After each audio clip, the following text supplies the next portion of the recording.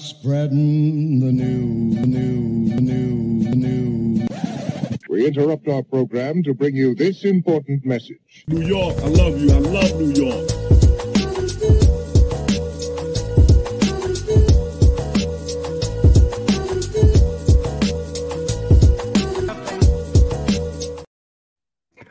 What's going on, people? Welcome to another episode of the Off the Ball podcast with me, your host, Chris LeBron. We are episode 189. We are closing in on 200 episodes, and I'm very excited for my special guest today. But before we dive into that, our show is brought to you by SeatGeek. SeatGeek, your number one place for all your ticket needs. $20 off your first purchase with the promo code Off the Ball Network. And like I said, we are also presented by the Off the Ball Network. But let's get right into it. I have a special guest with me today, National Broadcaster of the Year.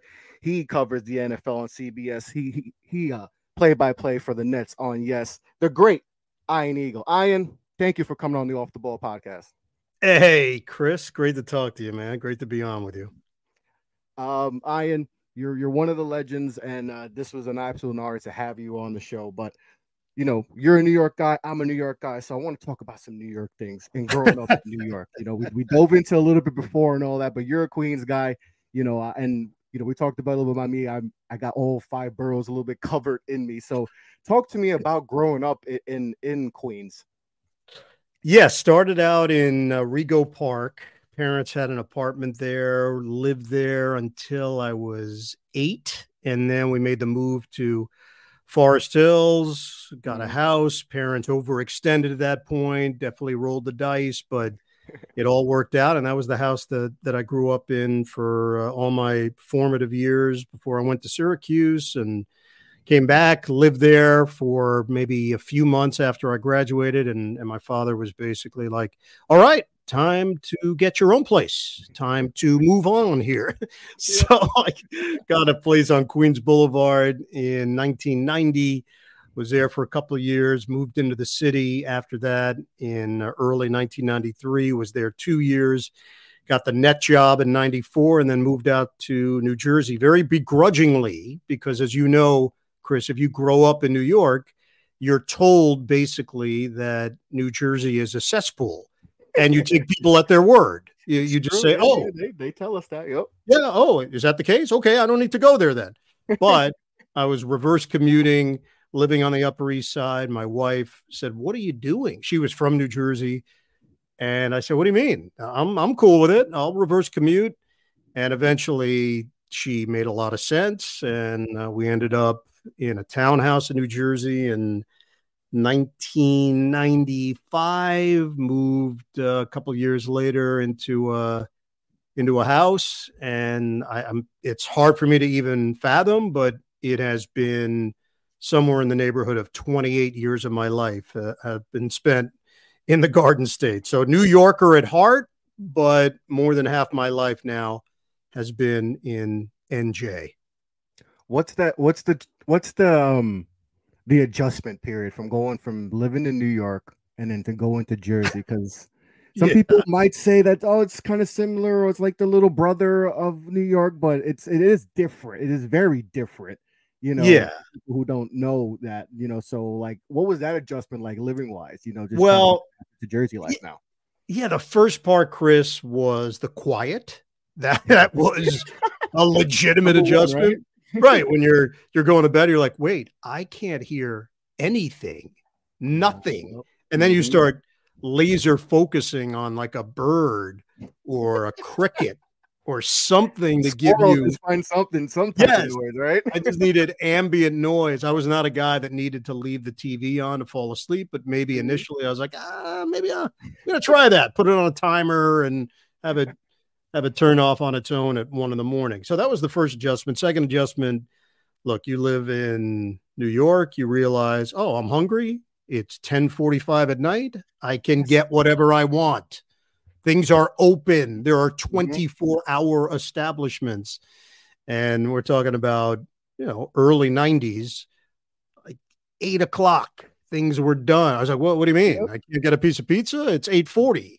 Well, Yep. what are they doing here? Where do they go? That's the most So underrated part of New York City. I know. Is that the accessibility to just be like, all right, if you're hungry at 12 o'clock, you know what, the bodega in the corner is open, or the 3 bodegas are open. One of them is gonna have the bacon, egg, and cheese, or the beef patty with cheese, or the chopped cheese, waiting there. So I tell people that all the time. They're like, wait, you guys have delis open till 3 o'clock in the morning? Like, I was just in Tennessee for a work thing, and I'm telling people that. They're like, what? We have to travel 6 miles to go to a store and all that.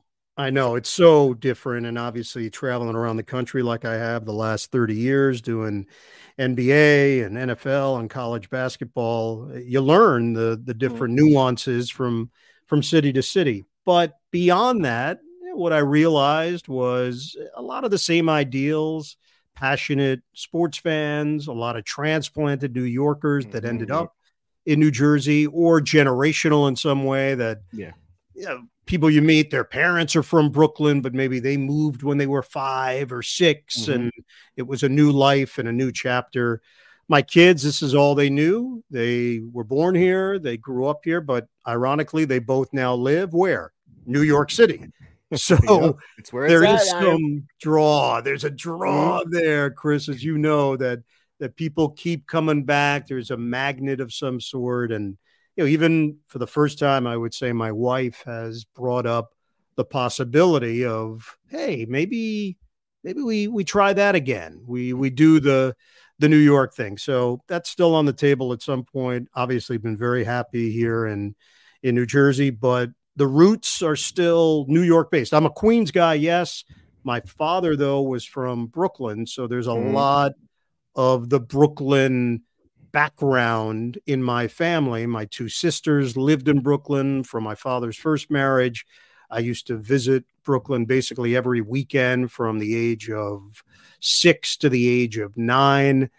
And it's a big part of my upbringing. So it's that Queens Brooklyn combo. And there's just a certain ideal, as you know, you feel like you can go anywhere and get along with people, find commonality, conversation. There's really been very few examples in my life that I can even think about where I felt uncomfortable somewhere because I grew up in New York. I grew up taking the subway. I grew up in integrated schools, hanging out with people of all sorts and all economic backgrounds. And because of that, it just makes you feel like you could step in anywhere, parachute in, and get by and flourish oftentimes as well.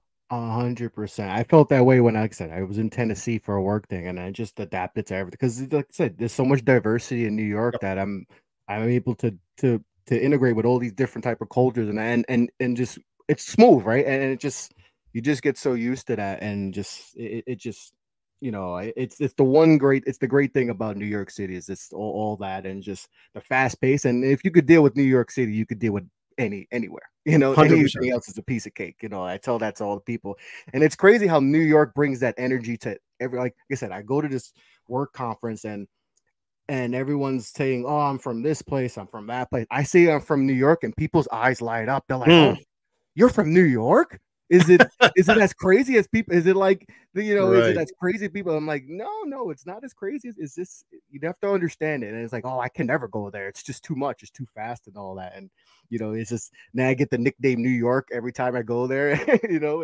It's crazy, but it's just it's something about New York that you just can't. And Chris, the irony of it is I think there is a misconception, and there has been for a long time. And look, I'm older than you, so maybe I have a little bit more history of the 70s and what it was like. New York was definitely a bit raw at that point, and crime was on the rise. But I think that rap had somehow carried over into the 80s, 90s in terms of perception. And the reality from the 80s on that I recall, and I still experience, it's not the way that people may perceive it. You go to some other cities, and I'll use Los Angeles as an example. LA, obviously beautiful, sunshine, different vibe entirely. But people in LA really do keep to themselves. It's very much a me culture. Yeah.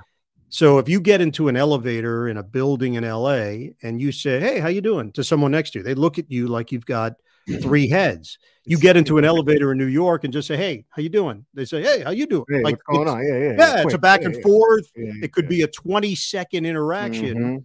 but it's comfortable, it's acceptable. No one's questioning your agenda or what angle you have. There are other cities that have better reputations, but I'm not sure the reality necessarily matches that of NYC. I 100% agree with that. So obviously, growing up in New York, who were your guys as far as guys you were watching, athletes? I know, like for me, like Derek Jeter, Patrick Ewing, Ken Griffey Jr. My guys. So who were your guys growing up? Well, I was a huge Mets fan growing up. They were terrible in the mid 70s. So I was showing up to school with a Lee Mazzilli lunchbox. I love Lee Mazzilli, and eventually he was on the Yankees. The Yankees were winning titles, 77, 78. The Mets were losing 100-plus game. I loved him and John Stearns and Doug Flynn and Lenny Randall and Willie Montañez and that whole ragtag group. And baseball was definitely the sport for me. Everything was a distant second. And then things shifted as you get a little bit older and your interest begins to broaden. I was a huge Freeman McNeil, Wesley Walker fan of the New York Jets, running back wide receiver combo. They had a bunch of different QBs in there, Richard Todd and Pat Ryan and Matt Robinson, eventually Kenny O'Brien. So that tenure of New York Jets captured my imagination. My go-to NBA player at that point was Bernard King. Just loved him, loved his style, loved his approach, loved his abilities. He was a New York guy, so that added to the intrigue. And then years later, Chris, I mean, this is the crazy part of life that you can't possibly predict, but I get a show on WFAN radio called Friday Night Hoops in the early 90s, and my co-host is one Bernard King. And then I get named the Jets pre- and post-game guy in 1993 with WFAN. My co-host is Freeman McNeil, and Freeman does it for a couple of years, and then he decides, hey, I got other stuff going on. I'm not going to do the broadcasting thing. He's replaced by Wesley Walker.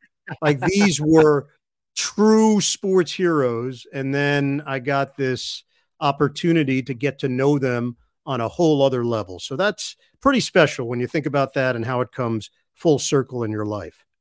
That's awesome. I mean, it's crazy because you get to, I've done some pretty cool stuff in the podcast space and got to interview like Charlie Ward and Kenny Anderson was a highlight for me. And you think about this stuff growing up and like you just said, like these were your heroes and now you're working with your heroes, and like for me, Kenny Anderson was someone that, my uncle would tell me like this guy is the greatest thing. He might be the greatest, point guard to ever come out of New York City and all that. And then I get to interview him. And it was cool. But like for you to get to work with these guys, daily, weekly, that must have been like, I'm sure you had to get your fanboy hat out and put in, get in work mode. But that's and I'm sure throughout your journey, seeing a lot of these guys, it's definitely like, wow, this is real. This is do I have to keep pinching myself? Like, because this is crazy, right? No, you nailed it. And there is a compartmentalization there of being professional and putting that hat on.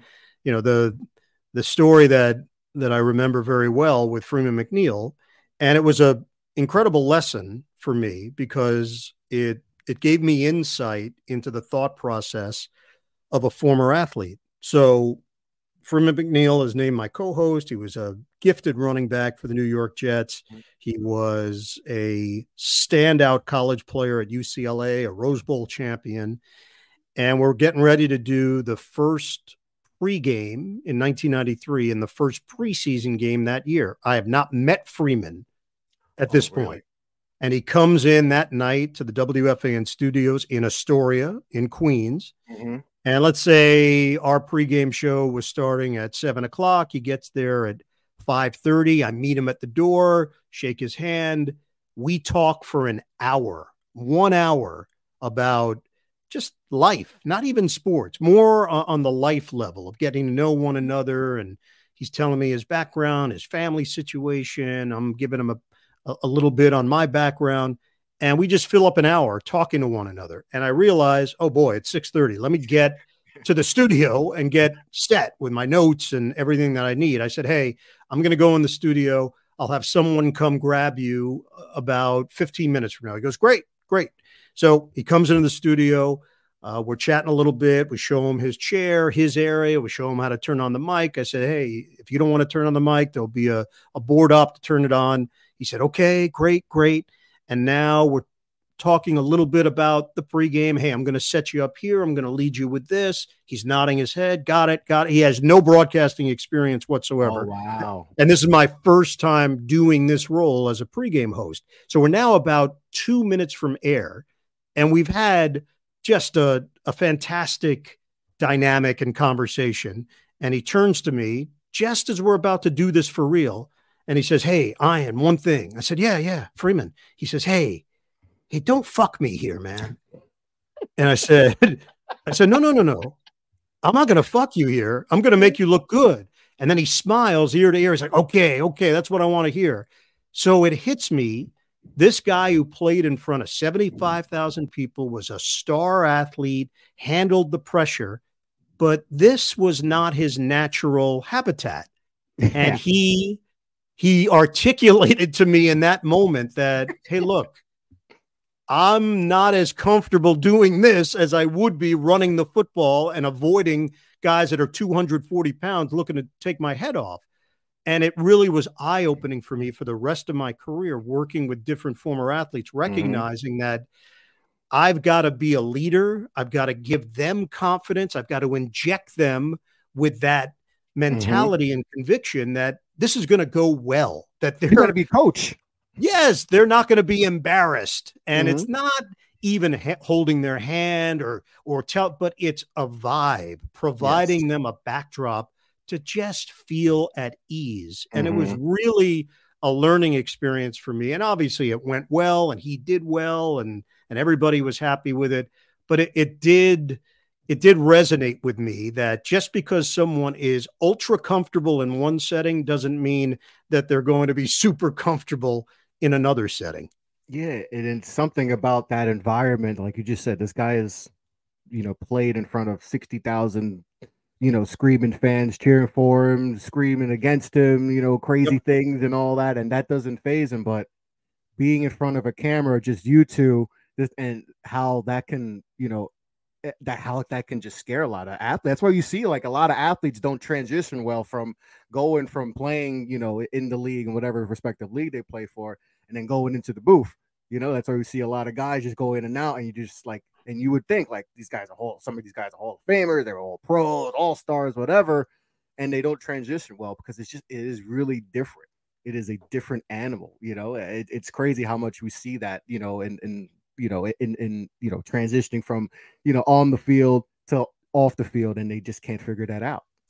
Absolutely. And I think where I've tried to find some type of secret sauce in working with analysts is I make it very clear, not by my words necessarily, by my actions, that we're in this together.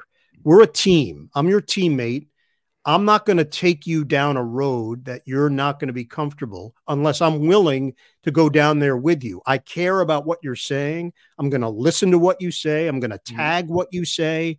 I'm going to make sure that it's collaborative. It's not going to be my show. It's our show. Yeah. And I think that goes a long way. And it really was important for me to learn that at that stage of my career that, hey, you're going to be put in situations with former athletes, some that are very comfortable with the X's and O's. So use that. Some that are comfortable with strategy, use that. Some that are comfortable with humor, use that. Use what they're comfortable with and don't force them into an area that they may not be comfortable with. Work with them. But if that's not a strength, Don't try to squeeze a round peg into a square opening. And make sure you're doing it the right way and you're putting them in a position to succeed. Yeah. Do you after a broadcast or whatever, do you go into the film and watch and like say, okay, this is the, because I know I do this for like my podcast. I'll go back and be like, all right, I could have done that better. I could have transitioned to this. I could have spent a little bit less time talking about that and more time on this and all that. But do you go and like as if like, this is a game and break down the film? You're like, all right, I could have done this better. I should have transitioned better with and let him talk more about. Do you do that, or was that something done early in your career, or now that you're obviously more seasoned that you feel more comfortable with? Yeah, Chris, it's a great question, and this is something that I've talked to young broadcasters about in trying to create good habits and give them some insight into how to approach this job. When I started out at CBS, it was 1998. I'm doing the NCAA tournament. I'm doing the NFL. And the way it was set up then, CBS would send you VHS tapes. So if you did the Jets and the Ravens on a given Sunday, they would send you 2 tapes, first half on one, second half on the other, of the Jets and the Ravens. And then if you were doing Cincinnati and Pittsburgh the next week, they would send you 2 tapes of Cincinnati's previous game and 2 tapes of Pittsburgh's previous game. So I would have 6 tapes, VHS tapes, that would come to my house. And every week I would watch my game back, first half, second half, and I would watch both games that the 2 teams that I have coming up played in the previous week. So now you're watching, you're fast forwarding here and there, but you're watching in essence about 9 hours of tape. And I did that, I would say, for the first 4 years of my time at CBS. And that was part of my routine and part of my ritual. And what I found was, personally, I was not improving in the way that I would have hoped. I was not cleaning up my mistakes in the way that I would have hoped. And the reason why, and I finally realized this 4 years in, it was so fresh in my mind. Everything that we did that Sunday was still very vivid. Why I made that decision, why that graphic was used, why I said what I said in the moment. And I started doing something very different. I started taking tapes from 2 years earlier or a year earlier, and I would watch those. Eventually, the VHS tapes became DVDs, and then the DVDs became a link. And that's where we are now. You just hit a link and boom, you've got your game. You've got the games of the teams that you're working with the following week. And I found that watching the DVD or the link back from a game 2 years earlier, random game, just pick a game, I was getting more out of it because it wasn't fresh in my mind. I didn't remember all of the storylines and particulars. I didn't remember the circumstances. And I could really watch it through the lens of someone that didn't know anything, and the announcers had to inform me. And then I started seeing market improvement in what I was doing. So that was my philosophy. I've stuck by that for the most part. At the very least, Chris, no matter what, I'm going to go back and watch and listen to highlights and see how I did in the big moments on the big calls. You want to hear how your voice mixes with the crowd. And yes, did you leave enough room for your analyst? Did you jump in? Did you leave enough just natural noise of the crowd after a touchdown call or after a big basket?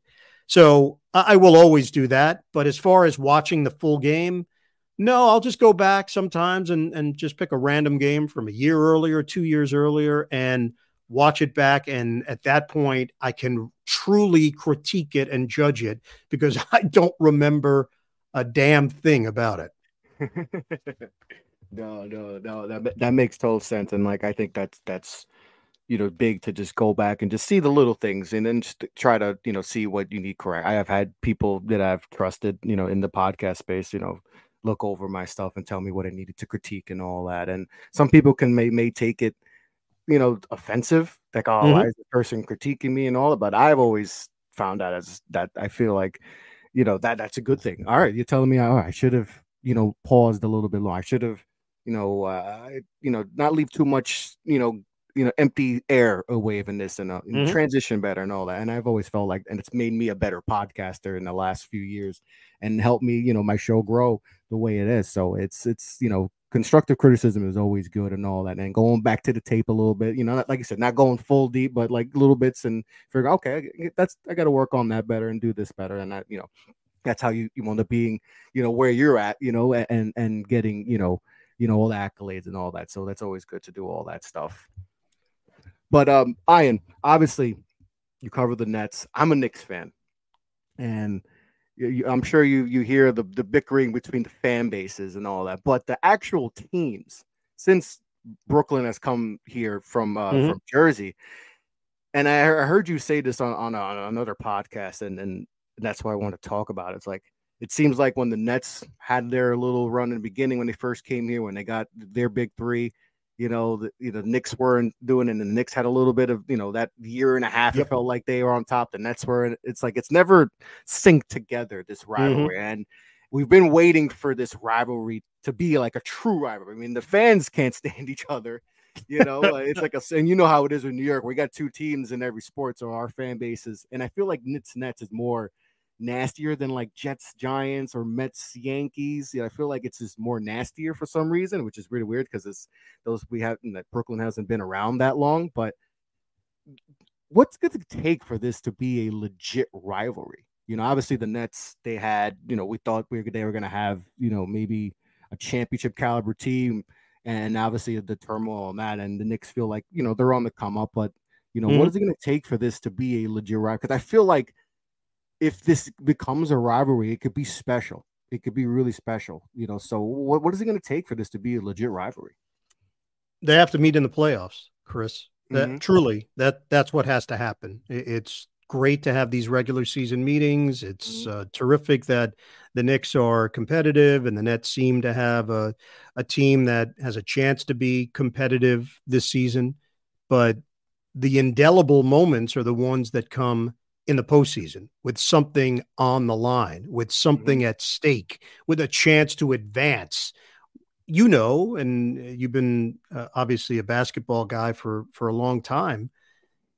Series have an ebb and flow, and with it, your emotions fluctuate. You feel something very strongly based on game one, and then it can flip on its ear in game two, and then shift in game three, and then take a little turn in game four. And then this added wrinkle, an injury happens. It changes the whole series in game five. And then someone is actually suspended for a game and misses game six, and that creates more drama. And then game seven, anything can happen in a game seven. And that creates those moments that you never forget 100%. As a fan, as a media member, as someone within the NBA community. So if you're asking me, what is it going to take for this to be a true rivalry? They've got to play in the playoffs. That's the next step. They did 1 year in the Kid era, and it was a whitewash. It was a sweep. It was a sweep. The year before I got the Nets job, so I took over in 1994 doing the broadcast. They played in the playoffs in the 93-94 season, and the Knicks, that's when it was 3 out of 5, handled the Nets. Kenny Anderson was out with a broken wrist, and Ramil Robinson stepped in. And just one aside on Kenny, you mentioned him. He's one of the guys I saw play in high school, one of the best high school players I ever saw in my life. The two guys that I saw play in high school, when they were in high school, that I was blown away, that I said, these guys are at a different level. Kenny Anderson at Malloy, and Lloyd Sweet Pea Daniels, who at the time, I'm not sure which school he was at. I thought it was maybe Jackson, but I'm not sure. I can't remember which school he was playing for, but I saw him play, and I was like, oh my God, this guy, he's Magic Johnson. He's going to be the next guy. Obviously, both played in the NBA. Kenny was an all-star. Lloyd had a lot of ability, but also had a lot of demons and a lot of stuff that he was overcoming. Lloyd actually ended up with the Nets and was one of the nicest human beings that you would ever meet. And Kenny and I had a great relationship, the Queen's bond. And that was another, we mentioned working with guys that you were in awe of as athletes. So I saw Kenny play in high school at Malloy, and then I end up calling his games as the voice of the Nets in 1994 when he was an all-star. And that in and of itself was another one of those pinch me moments of man, like that happened. I saw the kid in high school and now calling the game. So another one of those full circle experiences. All right, I got a few more things before I let you go. We got the great Ian Eagle on the Off the Ball podcast. Playing in New York, you know, being in New York and what comes with the glitz and the glamour, but it could be tough for a lot of athletes, and it feels like, especially for like the Knicks, who say, you know, they're playing at the Garden, it's the Mecca. Everybody loves playing, you know, at the Garden, but it seems like we can't get guys to actually, you know, superstars to want to come. We had Melo and Amari came here, but do you think there's just too much pressure, you know, playing in New York and all that, and you know, all the, you know, when it's good, it's good, but when it's bad, you know, the papers are going to come after you. And listen, everyone's Mariano Rivera's gotten booed, Derek Jeter's getting booed, even the greatest have gotten booed. Patrick Ewing went to it. Yep. You think it's too much pressure, and why that's probably why, you know, Kevin Durant didn't go to, because I'm full believer. I felt like there was a period where he said I feel like he did want to go to New York, and then that flipped because of just the way the media, you know, and the Knicks, that relationship. Do you think it's just too tough, and that's why the Knicks are having troubles not getting that person to come here and try to, you know, be that guy? Yeah, you know, Chris, I think things have changed in the sports landscape, and there was a time where if you signed on with a New York team, that allowed you to make extra money based on being in the sports media capital of the world, a chance to impress those on Madison Avenue that make those kinds of decisions for additional salary. And if you did well in New York, forget it. That could mean the moon, the stars, the sun.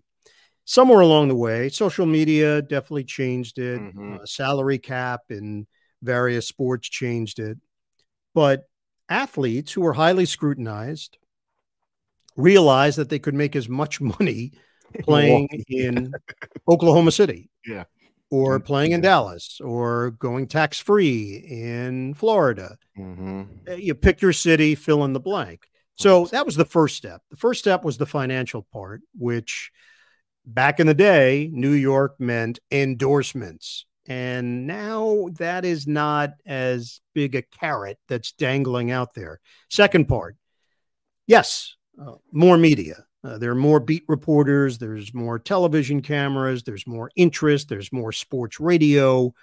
There are more podcasts related to New York sports probably than any other city in America. So the scrutiny level is going to be higher. The criticism will be intense. For some athletes, they say, bring it on. I'm in. I can handle it. Other athletes recognize, you know what, that may not be best for me. And then there are some that, in the case of Kevin Durant, just because you brought him up, I think Kevin is a natural contrarian. And when everyone was saying, oh, he's going to the Knicks, he's going to the Knicks, he's going to the Knicks, Rich Kleiman, his agent / manager, huge Knicks fan, it's happening. And I think somewhere along the way, he zagged when everybody thought he was going to zig 100%. And said, nah, I'm going to do this. I like this vibe. I like this. I like what they're doing there. And it's going to be different and unique. I don't have to be like everybody else. And I don't have to be the savior of the New York Knicks. I can do the Brooklyn thing. I'm going to get Kyrie to come with me. We're going to do this thing together.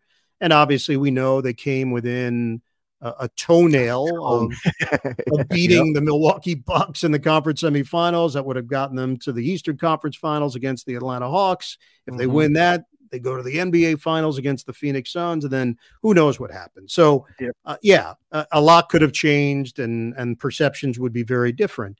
But, Chris, I do think the grand landscape has changed. The idea that you can't be a superstar unless you play in New York or LA or Chicago.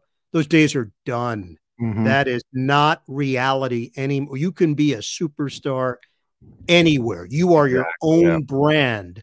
You've got an Instagram account, a Twitter account. You've got so many other things going that you don't need it like you used to need it. And that to me has been the biggest reason why you haven't seen anyone jump at the opportunity to be the superstar with the New York Knicks, because they don't have to do it anymore. Yep. No, I agree. And I feel like that 2019, that offseason was, I think, yes, it hurt as a fan and all that. And like just the season, like remember the season, we lost about 67 games or whatever, but we were supposed to get Zion and, get these two guys in free agency, and maybe that leads to trading for eight. There was a whole bunch of scenarios that was like, oh my God, like, yeah, this season was tumultuous, but there's, we got something at the end of the tunnel. It's going to be good. So, and then nothing went our way. We didn't win the lottery. We got the third pick. No one came and all that. But I feel like maybe that was the best thing to happen to them, so they could realize, okay, we can't just rely on just being really bad and all that. We have to develop a good front office. We have to develop a good scouting team and all that. We got to develop our players, our draft picks and all that. And I feel like maybe in a way that was the best thing to happen to them. All that happening, and it seems like they're getting, they're improving. They're competitive, which we haven't seen them be competitive in a while before that. So, getting Jalen Brunson and all that, Randall and all that, and some solid picks and all that, it feels like, all right, they're on to something, Yeah. And Chris, it feels like there's a plan finally in place. It's not just throwing darts at a board, hoping that these guys work out. It's more, hey, we have a real honest to goodness philosophy on how we want to build this team and how we want to develop talent and what we see over a 3 to 5 year period. Jalen Brunson, being the player that he truly turned out to be, has accelerated things because now you've got someone that you can lean on and rely on. He is that kind of guy. Do you need more talent? Do you need more players? Do you still need a superstar level player? Probably, if you're going to be in that next classification. But boy, last year, second half of the season into the postseason, you saw some serious signs of a team that is starting to knock on the door, and the coaching staff and Tom Thibodeau, who figured out adjustment wise how to make this team work, his demands on defense, and then the camaraderie. I thought there was legitimate chemistry there from the team, which is extremely important as well if this is going to be the core group moving forward. Yeah, no, I agree. And hopefully, they build off the second round appearance they had, playing against Miami and all that. Didn't go the way we wanted to. Randall's ankle was messed up and all that, but it seems like they're going in the right direction. I have one more thing. I was going to end with that, but one more thing. I know you're going to be the new voice of the Final Four and all that, but Rick Pitino is coaching St. John's now, and I feel like there's an extra buzz in it because New York basketball is, we always hear about New York basketball. We don't hear about college basketball, right? And St. John's has they've been down. I mean, they haven't been, there's only a couple, tournament appearances in the last 20 years and all that. And it feels like it's been, but Rick Pitino, they get him from Iona, and he did some great things there and all, but it feels like he has brought a new energy to New York and all that, and in the basketball scene. How have you felt about Rick Pitino and him coming back, play in the Big East too?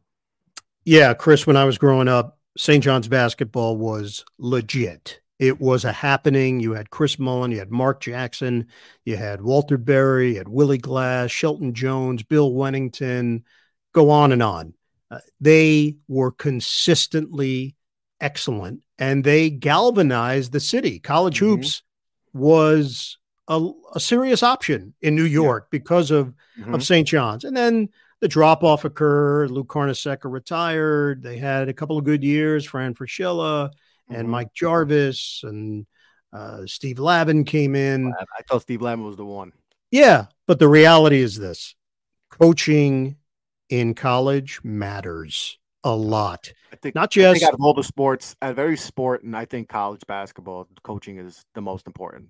Yep. And not just from the opening tip off to the final horn on a game, but how your program is perceived, Mm-hmm. how it's viewed in recruiting, in the buzz factor. And Rick Pitino is a tremendous coach. So he's a fantastic X's and O's guy, teacher, strategist, all of it.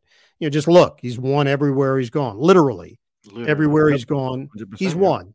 Boston was not what he envisioned. He thought he was getting Tim Duncan. Didn't happen. No Tim Duncan, no success with the Celtics. But I think it's just the right guy at the right time in the right situation. He's turned the entire roster over, and that's a harsh thing to do when young people signed up to play at St. John's and a new coach comes in and says, "Hey, so sorry, but we don't need you. We've got other guys coming in." He did the Deion Sanders thing. Yeah, but it's the nature of college sports now, and the transfer portal is all the rage in college football, college basketball.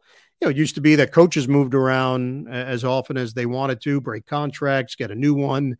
And now players have that option, and it goes both ways. So my sense is Rick will do impressive things at St. John's. He's too good not to be successful. Does it happen right away? His track record would indicate that it should. But look, it's a competitive conference.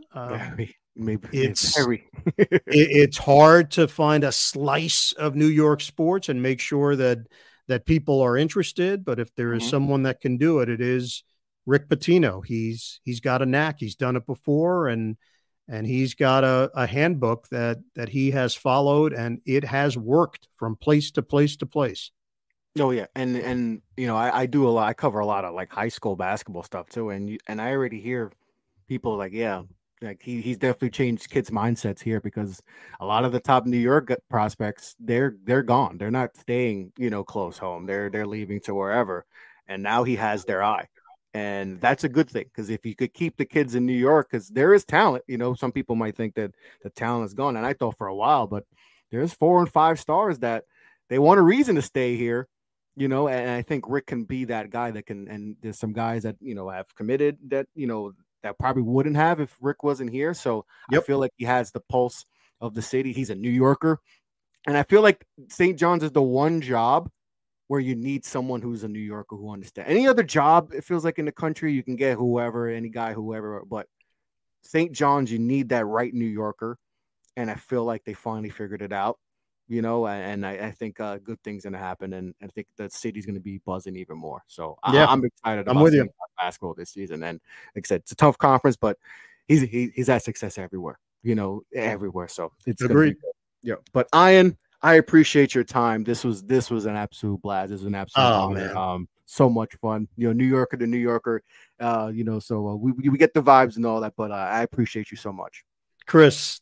My pleasure. Great to chat with you. Keep it up. We'll do it again down the road. Obviously, basketball's around the corner, so I know you're really excited. It's always a fun time of year for me, just doing the juggle between NFL and NBA and college hoops. I really do love what I do. I enjoy the preparation part. The travel's gotten harder, but I still I go find a happy place and I still do it. I do it with a smile on most of the time, and I'm just excited for the next few months to unfold. So thanks for putting me in the right mindset, and away we go. Yes. Like I said, thank you again for coming on the show. Like I said, hopefully we can do this again down the line. That's the great Ian Eagle. I'm Chris LeBron, Off the Ball Podcast. We are out.